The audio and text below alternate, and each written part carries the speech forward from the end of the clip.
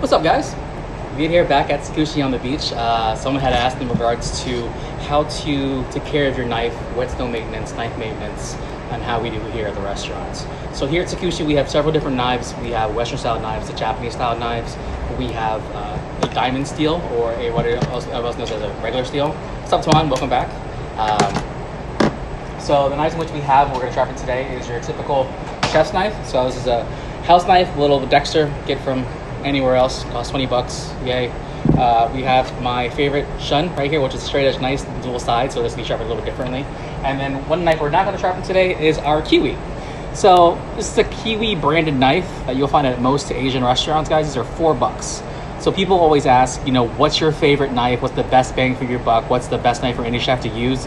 Doesn't matter, okay? A chef's a chef. Tools don't really make the chef, it just makes the chef's lives a lot easier. So when you guys are using a knife, guys, this is 4 bucks. Any Asian market, guys, I recommend having one of these at your disposal. We have about 4 of them around the house, everywhere I see. So at least 4.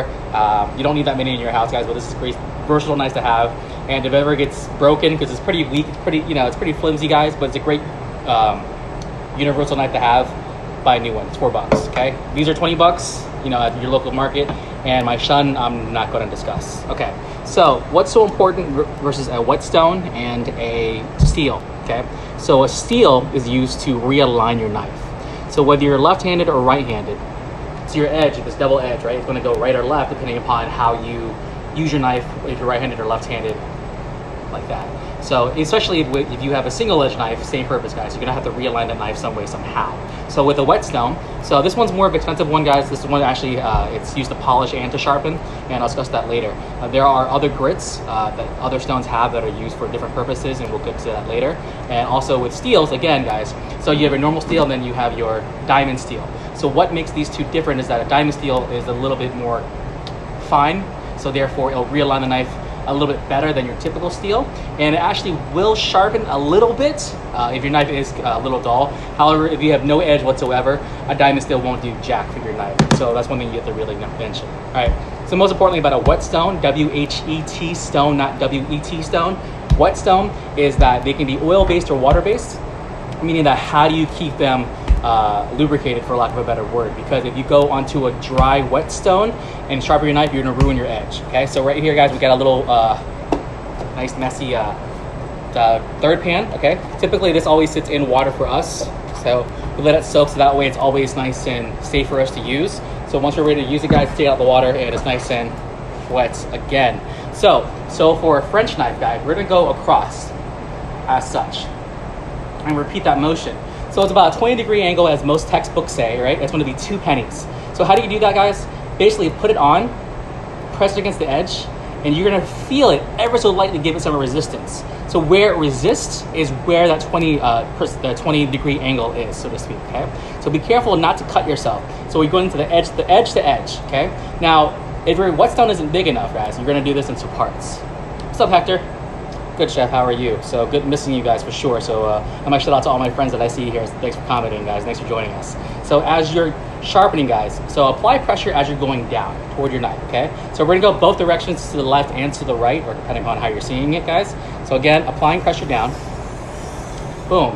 And as you notice, guys, I didn't get the entire blade, so I got from here to there. So what you're gonna do is overlap, okay? So join from there. Hi, Miss Debbie, how are you? So again, overlap, okay?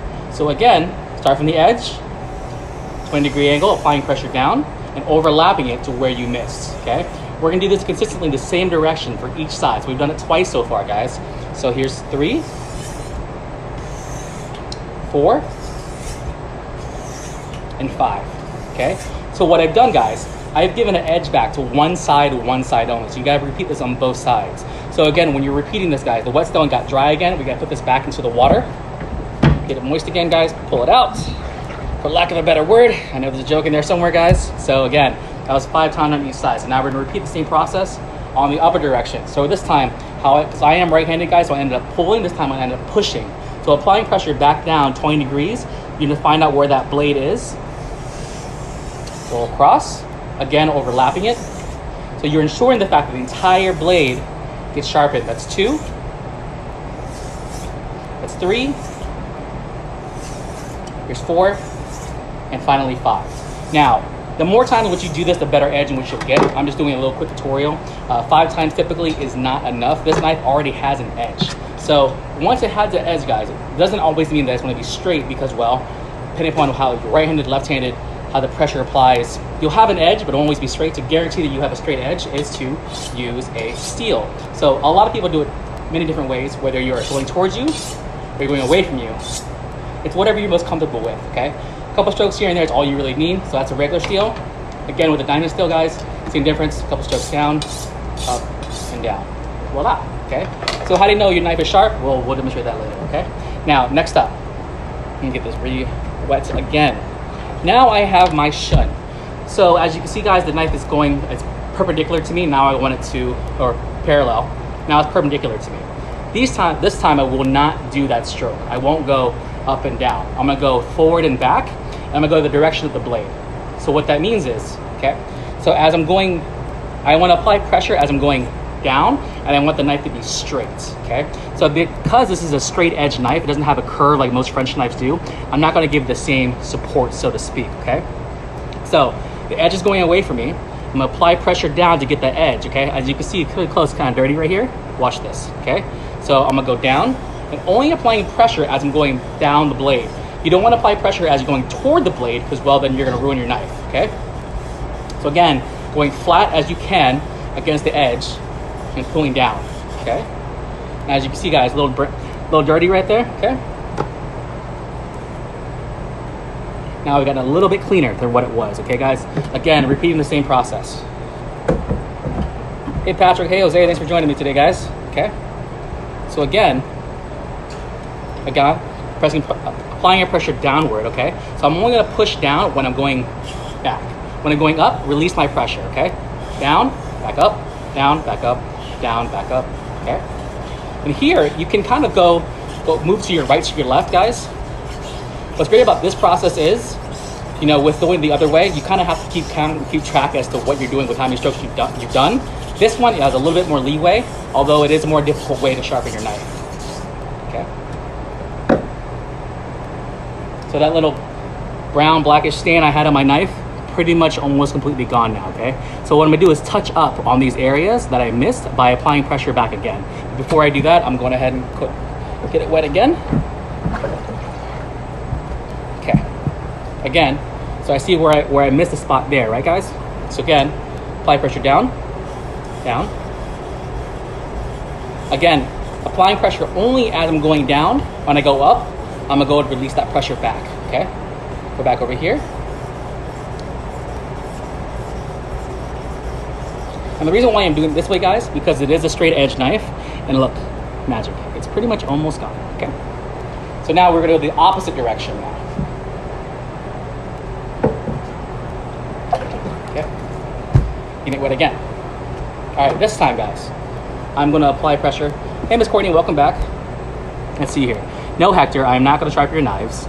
And thanks, Debbie, I love you. So, all right, again, so once you're applying pressure, guys, this time I'm gonna push pressure going forward. So the last time I was going backwards, that's where the edge was facing me. So you always wanna apply pressure as the blade is going away from you, not towards you, okay? So again, pushing it down, about 10, 20 degrees, guys. Push up, release when it's down. Push up, release, and going across the entire blade, guys, and applying pressure as needed, okay? You wanna make sure the pressure is nice and even on all sides, or you're gonna cause your knife to warp. Okay, see how I did? All right, so you can see here, nice and clean, okay? So I'm gonna touch up on the spots that I missed, get this re-wet again. And again, guys, this stone is a huge stone, so I have two sides. Boom, use both sides, okay? Again, you don't wanna warp your knife or warp your stone by constantly doing the same side over and over and over, okay? So make sure you're always applying pressure evenly, only when your blade is going away from you and not towards you, okay? Okay, so although I sharpen this quite differently than my other chef knife, I'm still gonna hone it the exact same way. Okay, guys, ta-da. Now, a nice little trick that chefs do that I don't recommend you doing at home, because you will cut yourself and you will hurt yourself, is catching.